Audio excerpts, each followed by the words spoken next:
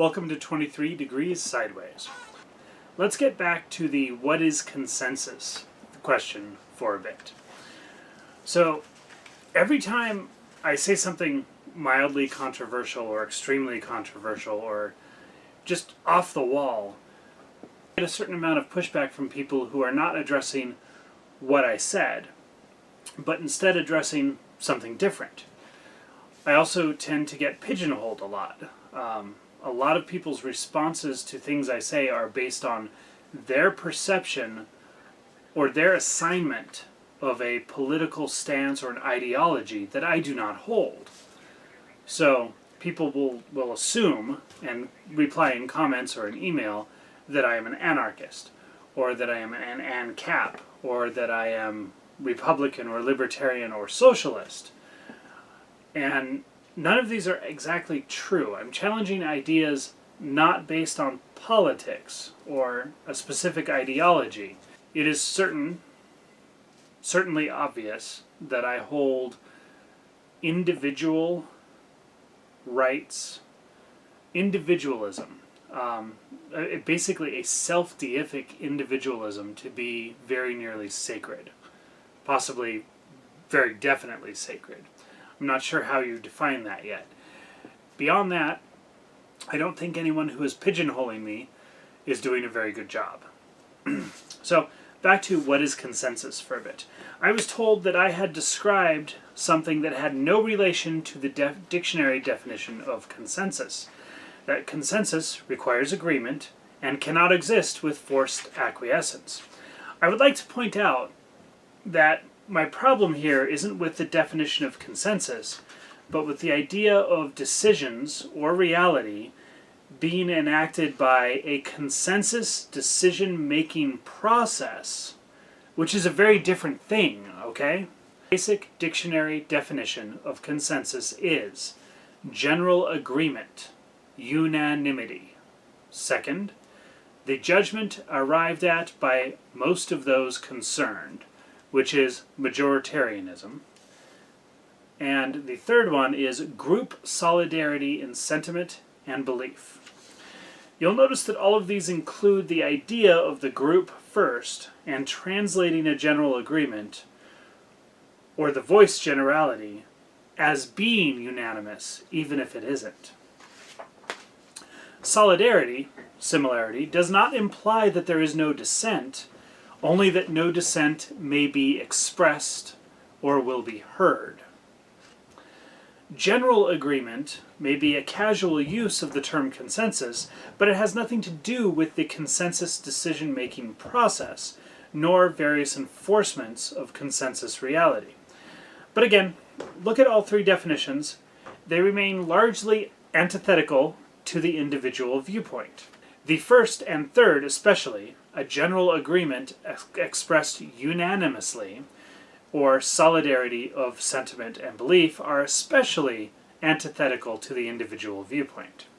The process of consensus decision-making, now this is not the dictionary definition of the word consensus, the process of consensus decision-making takes this definition set and uses it to justify bullying, especially bullying minority positions.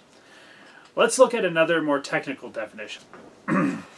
This is the textbook Business and Poli-Sci definition of consensus. Consensus is a middle ground in decision-making between total assent and total disagreement. Consensus depends on participants having shared values and goals, broad agreements on specific issues, and overall direction.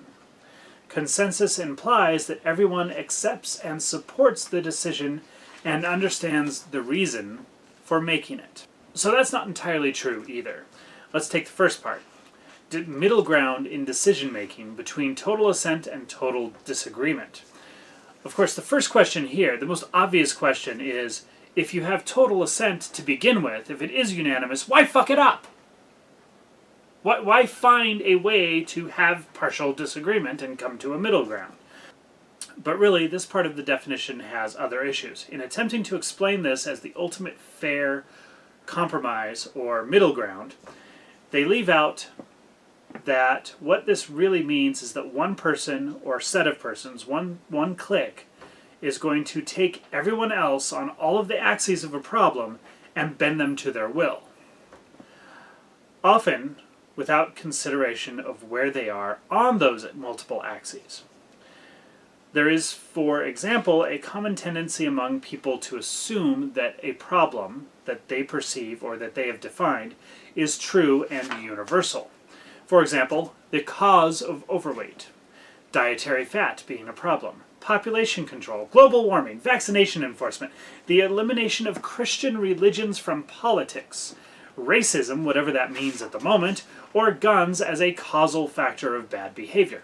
All of these are problems that are defined by a set of people, and they want to reach a consensus decision on what to do about problems that are not adequately defined, and to which they refuse any extension or disagreement on the definition. So in all these cases, you have an idea that a so-called consensus can be reached on what to do, but that consensus relies on a general agreement of a middle ground approach to a problem that is being defined by the bullies. Anyone who disagrees with the problem definition is outcast. They may or may not use actual consensus decision-making processes in coming to a decision. They might use any number of methods, but they're going to call it consensus when they reach a decision. It will only be a consensus of those who have chosen to invalidate anyone who disagrees with the definition, presuppositions, goals, or morality of the goals. And even then, that consensus in a group of more than 2 people is almost 100% likely to be forced and enforced on some. In this definition, this poli-sci business definition, consensus implies, that's their words, implies that everyone understands and agrees on all the fundamentals and how the decision got made. But that implication is pure hand-waving. You can see this in history. You can see this in the modern day. You can see this in current events. Even without going into the horribly murderous totalitarian experiences of the 20th century, this is evident everywhere. Every movement, every broad movement relies on a broad consensus that most of the members do not understand the details and presuppositions of, do not have a firm moral grasp on, and cannot be said to agree with in intelligent, reasoned terms. Get that for a minute, okay? Now, consensus is often understood to mean, or used casually as, an indicator of going along with a decision. This is not a consensus decision-making process. This is a casual use of a word. You can have any process: authoritarian oligarchy, monarchy, democracy, Republican Federation, representative democratic, bureaucratic decision-making process, and the idea of consensus is that most everyone pretty much agrees to abide by the decision if it was made within their rules.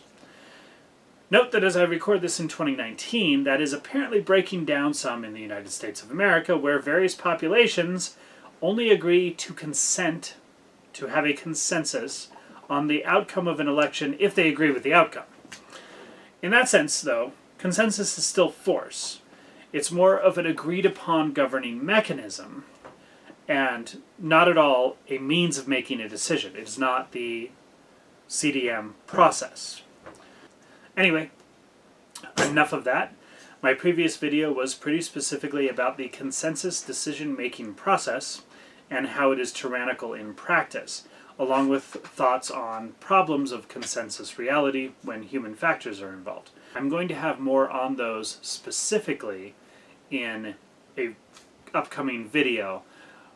This is long enough for what I need to talk about with the dictionary definitions of consensus. Now, I would like you to click like, subscribe, share this video, click the little bell so you get notified, whatever you need to do. I would like to get more audience participation, but I would also like to have more audience to do so. So, have a good one.